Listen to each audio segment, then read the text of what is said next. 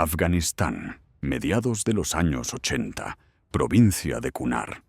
Un desfiladero sobre la carretera de Jalalabad a Asadabad. Un grupo de mujahidines observa desde su escondite una columna soviética. Abajo, los transportes blindados se arrastran sobre el asfalto destrozado. Los helicópteros dan vueltas sobre las montañas. Los combatientes esperan el momento adecuado para la emboscada. De repente, el aire se rompe con un sonido que nunca habían escuchado en la Tierra. El chillido de un motor turborreactor, como el de un caza al despegar, pero no hay ningún avión en el cielo. El sonido proviene de la carretera. Por la ruta se mueve algo extraño. 40 toneladas de acero sobre orugas. Sobre el chasis sobresale una tobera gigantesca de casi 1 metro de diámetro. El chillido aumenta, la tierra tiembla. El conductor pone el motor en régimen de trabajo. De la tobera escapa con un rugido un chorro de gases incandescente. Delante de la máquina se produce una explosión. El asfalto vuela en pedazos. Las piedras vuelan como metralla. El polvo se eleva en una columna de 20 metros.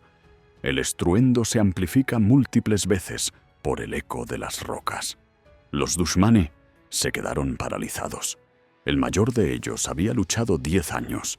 Había visto tanques soviéticos, vehículos de combate de infantería, artillería, helicópteros, pero nunca había visto algo así. La máquina se arrastra lentamente hacia adelante. La gigantesca tobera apunta a la carretera como un cañón. Un torbellino de fuego y polvo la envuelve por completo. La tierra explota ante las orugas. La temperatura es tal que el aire se derrite en un espejismo. El chillido de la turbina se escucha a 3 kilómetros. Un combatiente junto al mayor susurra una oración. Otro corre hacia el comandante con el informe. Un tercero simplemente mira con la boca abierta. Para los partisanos, aquello parecía un arma del juicio final. 1 hora después, por todos los canales de comunicación de los mujahidines circulan informes. Los rusos están probando una nueva arma. Un tanque con un cañón enorme que quema la tierra. Un monstruo que ruge como un genio. El asfalto se derrite. Las piedras vuelan. El polvo es negro. Los servicios de inteligencia occidentales interceptan las comunicaciones de radio. Los analistas están desconcertados. ¿Qué máquina vieron los agentes? ¿Un cañón térmico? ¿Un arma de plasma? ¿Un lanzallamas de nuevo tipo? Este monstruo tenía nombre: Progrefte. Un único ejemplar. Un motor turborreactor VK-1 del MiG-15 sobre el chasis de un tanque T-54. Empuje de 2.700 kilogramos fuerza. Temperatura de escape de 900 grados. Consumo de combustible: 3 toneladas de queroseno por hora. Pero para entender de dónde salió este experimento, hay que volver 25 años atrás a Moscú, en plena Guerra Fría, cuando alguien en el Estado Mayor pronunció una frase que lo cambió todo. 25 de octubre de 1961. La Unión Soviética y Estados Unidos se balancean al borde de un conflicto nuclear. La crisis de los misiles en Cuba sacudirá al mundo 1 año después. Pero ya ahora, los militares de ambos lados se preparan para una guerra que puede comenzar en cualquier momento. Problema número 1. Las minas antitanque. La OTAN satura a Europa con campos minados. Cientos de miles de minas antitanque están enterradas a lo largo de las supuestas rutas de avance del Pacto de Varsovia. Los métodos estándar de barrido son lentos y peligrosos.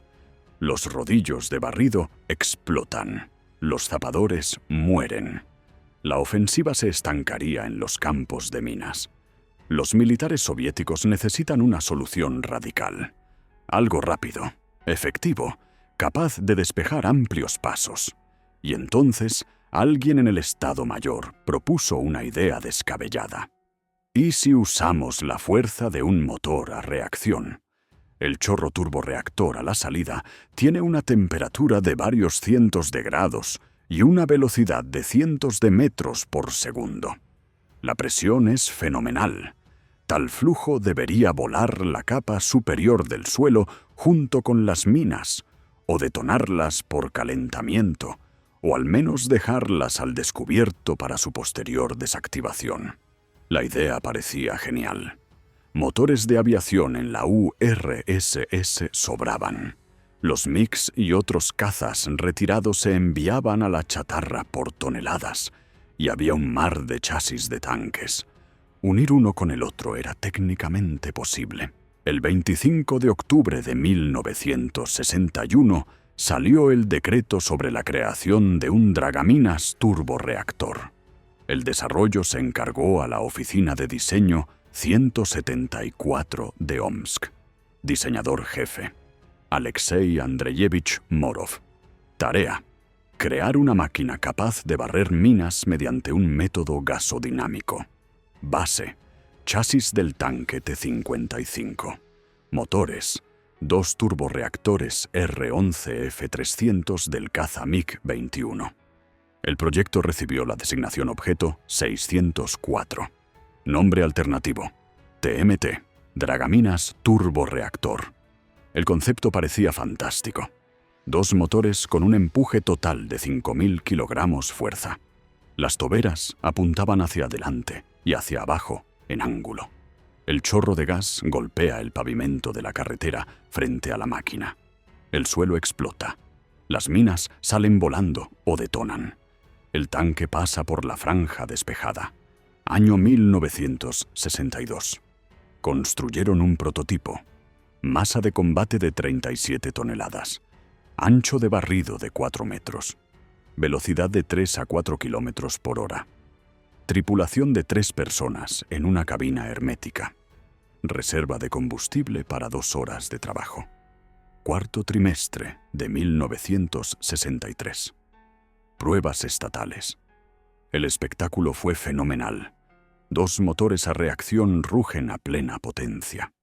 La tierra tiembla por la vibración.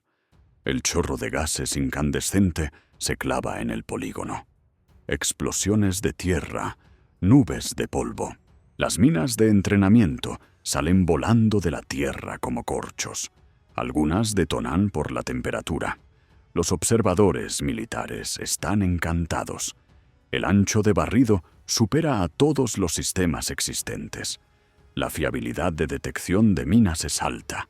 El efecto psicológico es asombroso. El enemigo escuchará esta máquina a kilómetros y se cagará de miedo. Pero la realidad puso todo en su lugar rápidamente. El consumo de combustible era catastrófico. Los tanques se vaciaban en 2 horas. El ruido era tal que la tripulación se quedaba sorda incluso en la cabina hermética. El polvo penetraba por todas partes. Los filtros se obstruían al instante. Los motores funcionaban en un régimen no previsto cerca del suelo, en lugar del aire enrarecido de las alturas. La vida útil se derretía ante los ojos. Las limitaciones del terreno eran mortales. Solo funcionaba en superficies firmes y planas. En caminos de tierra se enterraba en el suelo. En las irregularidades, el chorro golpeaba fuera del objetivo. En barro y nieve, era totalmente inútil. Resultó ser una máquina para condiciones ideales, que en la guerra no existen. Los militares calcularon la economía. 1 hora de trabajo del objeto 604 costaba como 1 semana de trabajo de un dragaminas de rodillos común. El mantenimiento era mucho más complejo, la fiabilidad menor, la versatilidad nula, el valor de combate dudoso. El proyecto se cerró, en silencio, sin escándalo. El prototipo fue enviado al almacén. La documentación se clasificó. Los diseñadores pasaron a otros desarrollos. La idea murió. O eso parecía. Pasaron 20 años. La guerra de Afganistán se convirtió en un pantano sangriento. La provincia de Kunar se convirtió en una de las zonas más peligrosas. La carretera Jalalabad-Asadabad tiene solo 15 kilómetros, pero esos 15 kilómetros son controlados por 6.000 combatientes. Los dushmani destruyen la carretera con agua de los canales de riego. En 2 días, en lugar de asfalto, se abre un barranco de 10 metros de ancho. Bajo los escombros de piedras y barro hay minas. Decenas, cientos de minas. Los zapadores desminan metro a metro. Mueren uno tras otro. Las columnas se atascan, la carga no llega. Las guarniciones se quedan sin suministros. Se necesita una solución urgente. Y alguien en Moscú recordó los viejos planos de hacía 20 años. El objeto 604 fracasó, pero tal vez una versión simplificada funcionaría. Un motor en lugar de 2, una base más barata para una tarea concreta en condiciones concretas. La decisión se tomó rápido. Construir un modelo experimental, probarlo en condiciones de combate reales. Si funciona, lanzarlo en serie. Si no, al menos obtener datos. Así nació el Progrep. La máquina se construyó rápido. Tomaron el chasis de un tanque T-54, un motor turborreactor V, K1 de un MiG-15, retirado en lugar de 2, como en el predecesor fallido.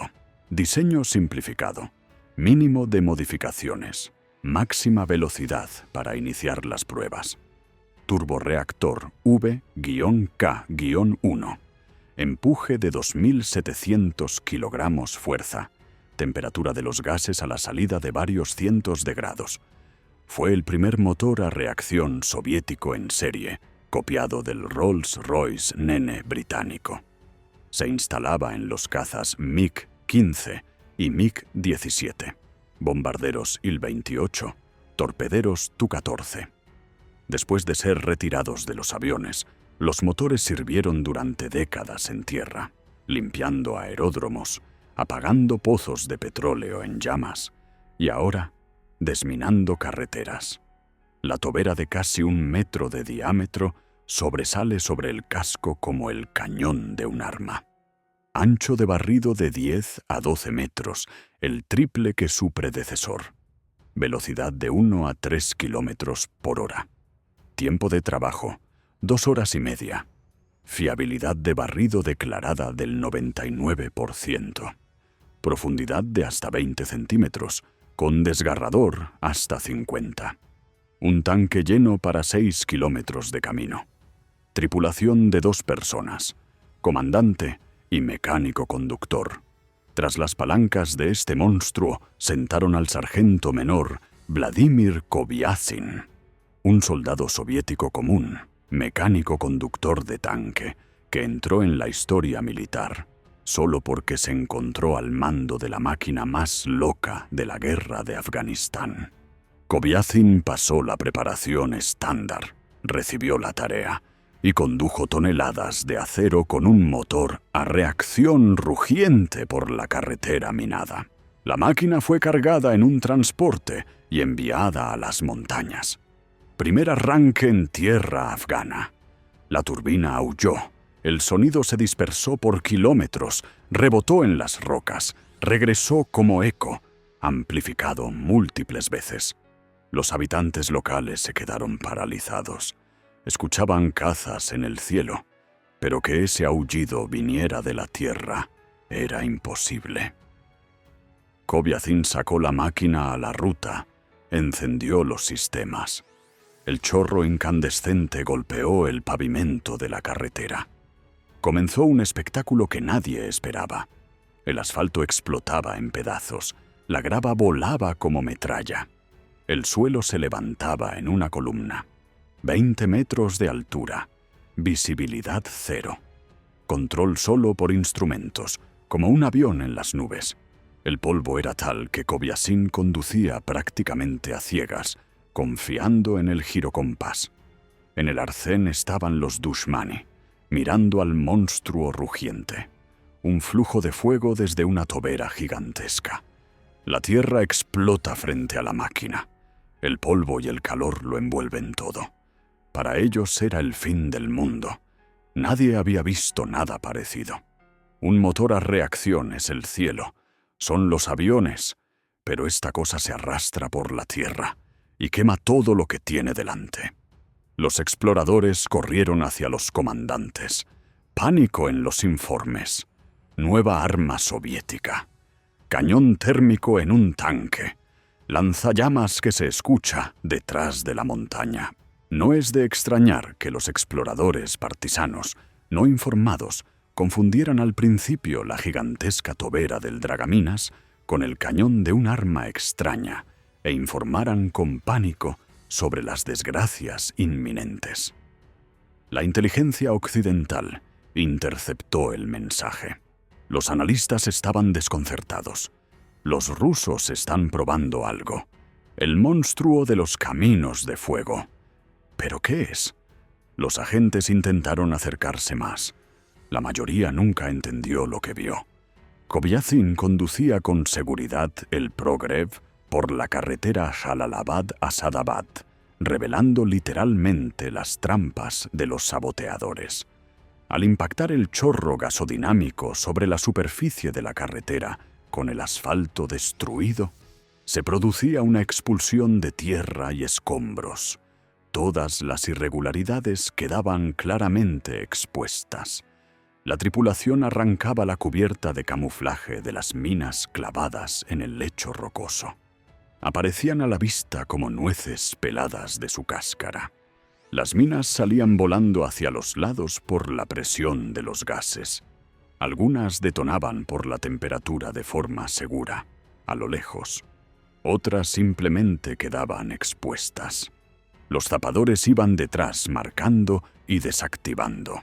La franja detrás del Dragaminas parecía arada y quemada, como después de un bombardeo, pero limpia. En 2 horas y media de trabajo continuo, la máquina podía recorrer 6 kilómetros con un ancho de 12 metros, toda una autopista para la siguiente columna. El resultado principal resultó ser psicológico. El chillido de la turbina se escuchaba a 3 kilómetros. Los combatientes comenzaban a abandonar sus posiciones con antelación. Los rumores se multiplicaban. Los rusos han creado una máquina que quema todo lo vivo. Ve a través de la tierra. Es invulnerable. La sola visión de este monstruo infundía terror. El miedo funcionaba más eficazmente que cualquier arma. Al monstruo de los caminos de fuego lo bautizaron así por su apariencia amenazante. Hubo intentos de usar la máquina para otras tareas. Descontaminación de vehículos blindados.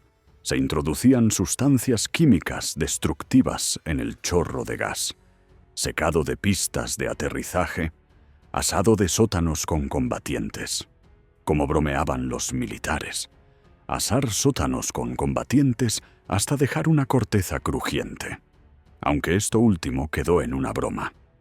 Los defensores de los derechos humanos habrían gritado demasiado fuerte. Pero la euforia no duró mucho, porque detrás del impresionante espectáculo se escondían problemas que nadie tuvo en cuenta sobre el papel. Y estos problemas comenzaron a surgir con cada hora de trabajo en condiciones de combate. Esa misma realidad que mata cualquier idea genial. El consumo específico de combustible del VK, 1GE, 7 por kilogramo, fuerza de empuje por hora en régimen de crucero. Traduzcamos al lenguaje humano. A máximas revoluciones el motor tragaba casi 3 toneladas de queroseno por hora de trabajo. El Progrev T cargaba 1,5 toneladas en los tanques. Alcanzaba para 0,5 horas 6 kilómetros de camino. Después de eso, la máquina se convertía en un inmueble de 40 toneladas. Comparen con un tanque común. Un T-54 con 700 litros de diésel recorría 400 kilómetros.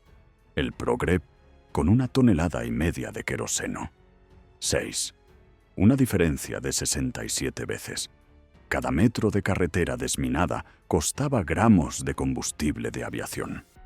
La economía del proyecto era catastrófica, pero el consumo de combustible no resultó ser el mayor problema.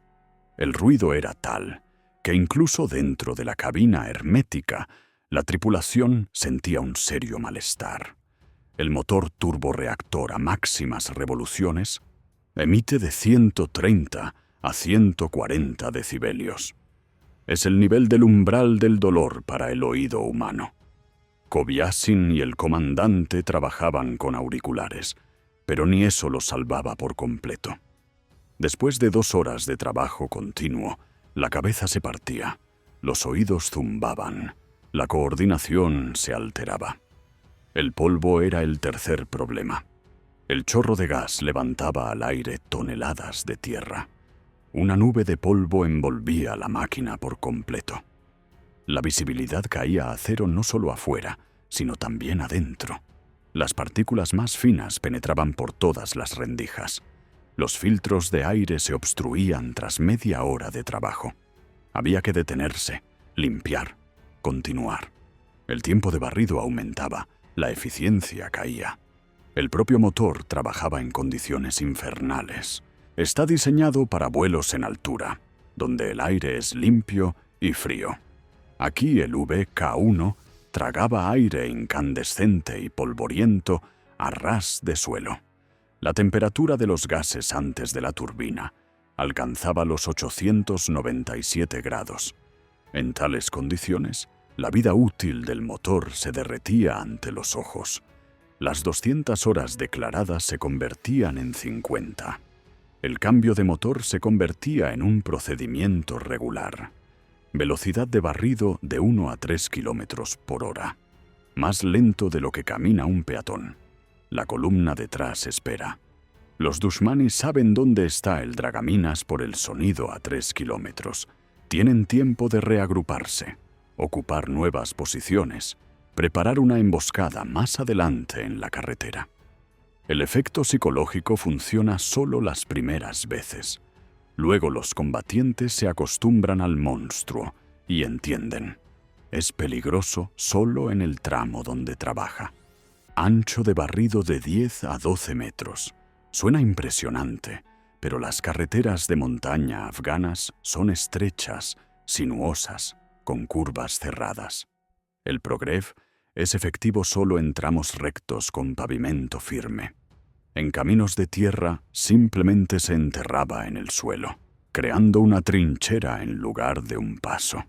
En las curvas, el chorro golpeaba fuera de la carretera, en las rocas. En subidas y bajadas la eficiencia caía a la mitad. El mantenimiento técnico se convirtió en una pesadilla.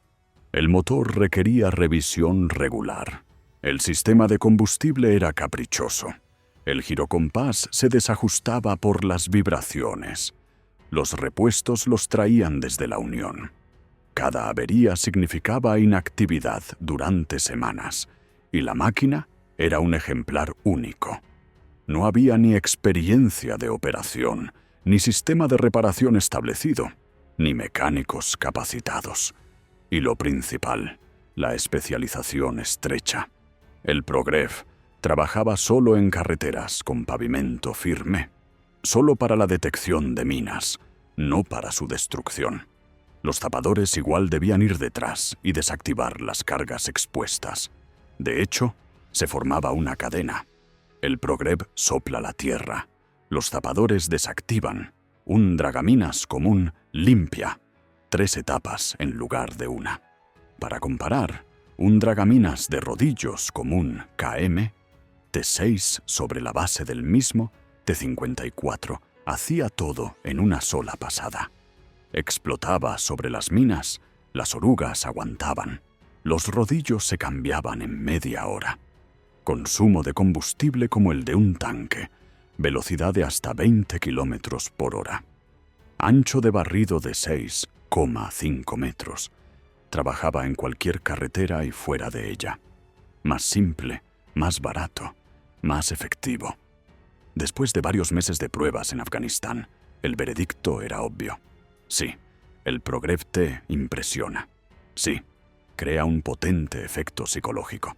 Sí, técnicamente funciona, pero no tiene sentido práctico.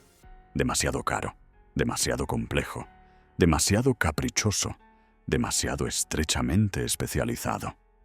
El proyecto se cerró en silencio, sin comunicados de prensa, sin explicaciones. Simplemente un día el Progrepte desapareció de las carreteras afganas. ¿A dónde fue a parar el monstruo de los caminos de fuego? ¿Qué pasó con el único ejemplar? Y lo más importante, ¿acaso toda esta idea descabellada murió con él? Resultó que no. Los motores turborreactores sobre chasis de orugas no desaparecieron sin dejar rastro. Encontraron su lugar, solo que en un sitio muy diferente al que intentaron aplicarlos los militares.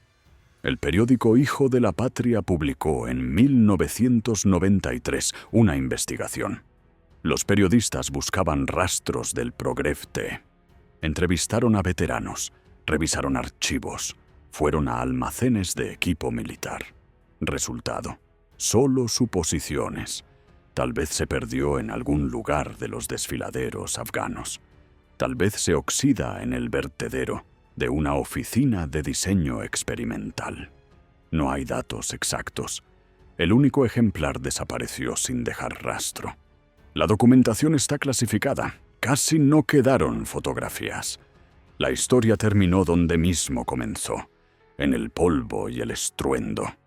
Pero la idea de poner un motor turborreactor sobre un chasis de orugas no murió. Simplemente encontró una aplicación completamente diferente. Año 1965, Novosibirsk. La estación de pruebas de protección contra incendios realiza experimentos. Toman un motor turborreactor de un caza retirado, lo ponen sobre un camión, dirigen el chorro hacia un tanque ardiendo con productos derivados del petróleo. Lo encienden a plena potencia. El resultado superó las expectativas. La llama fue arrancada como por el viento. La temperatura cayó instantáneamente. El combustible dejó de evaporarse. El incendio se apagó en minutos, allí donde con métodos comunes habrían estado apagando durante horas. Así nacieron los vehículos de extinción gas-agua, AGVT. El principio es simple hasta la genialidad. La turbina crea un flujo de gases incandescentes a una velocidad cercana a la del sonido. En este flujo inyectan agua a una presión enorme de 90 litros por segundo. El agua se convierte instantáneamente en una niebla finísima. Se obtiene una mezcla de gas y agua que golpea el foco del incendio con una fuerza terrible. La fábrica de Torsok comenzó la producción del AGVT 100 sobre el chasis del ZIL 131. Luego aparecieron los AGVT 150 sobre Ural y Kam-Asi. Las máquinas se repartieron por los yacimientos petrolíferos de la Unión Soviética. Tyumen, Bakú, Mangishlak, dondequiera que brotaban fuentes de oro negro. Apagar una fuente de petróleo es una tarea casi imposible con medios comunes. No arde simplemente petróleo. Arde un chorro bajo una presión de decenas de atmósferas. Una llama de 20 a 30 metros de altura. Temperatura cercana a los 1000 grados. La radiación térmica es tal que a una distancia de 50 metros se derrite el asfalto. El agua común aquí es inútil. Se evapora antes de llegar al fuego. La espuma sale volando por la presión del gas. El polvo se lo lleva el viento. Se necesita fuerza bruta que rompa físicamente la columna de llamas. El AGVT se acerca lo máximo posible. Activa el sistema de rociado. Boquillas de ranura envuelven la máquina con una cortina de agua para protegerla del calor. Luego, arranca la turbina. Primero gas bajo, luego postcombustión. Un rugido como el de un caza despegando. La tierra tiembla por la vibración. El operador dirige la tobera a la base de la antorcha, allí donde el petróleo apenas comienza a arder al salir de la tierra. El chorro de gas y agua golpea en este punto. La presión es fenomenal. El flujo literalmente corta la columna de fuego por la mitad. La parte superior de la llama se desprende. La inferior se apaga por enfriamiento. La fuente sigue brotando, pero ya no arde. El método funciona donde todo lo demás es impotente, pero se puede aplicar solo en situaciones críticas. El AGVT traga combustible por barriles. Requiere mantenimiento técnico constante. Cuesta como 3 camiones cisterna de bomberos comunes. Pero cuando arde un pozo valorado en miles de millones, el precio no importa. El año 1991 trajo la fama mundial al AGVT. Irak ocupó Kuwait. En la retirada, los zapadores iraquíes volaron 700 pozos de petróleo. Comenzó un apocalipsis ecológico. El humo cubrió el cielo. El petróleo ardía en ríos. La temperatura del aire subió 10 grados en un radio de 100 kilómetros. La coalición internacional reunió bomberos de todo el mundo. Estadounidenses, canadienses, ingleses, chinos, todos trajeron su equipo. La compañía húngara MB Drilling construyó el Big Wind, 2 motores de MiG-21 sobre el chasis de un tanque T-34. Los especialistas soviéticos trajeron sus AGVT. La máquina de Sharkov sobre la base del SIL demostró ser mejor que los análogos occidentales, sin pretensiones, resistente, fácil de reparar. Ofrecían por ella $1 millón allí mismo. Se negaron, la llevaron de vuelta a casa. Los incendios de Kuwait se apagaron durante 8 meses. El último pozo se apagó en noviembre. Los AGVT cumplieron una tarea que consideraban imposible. La misma tecnología que fracasó como dragaminas salvó los yacimientos de petróleo. ¿Te gustó? Dale me gusta. ¿Quieres más historias sobre tecnología militar loca? Suscríbete. Escribe en los comentarios qué analizar a continuación. Tanques voladores, aviones atómicos, portaaviones submarinos. Hay proyectos absurdos para años por delante.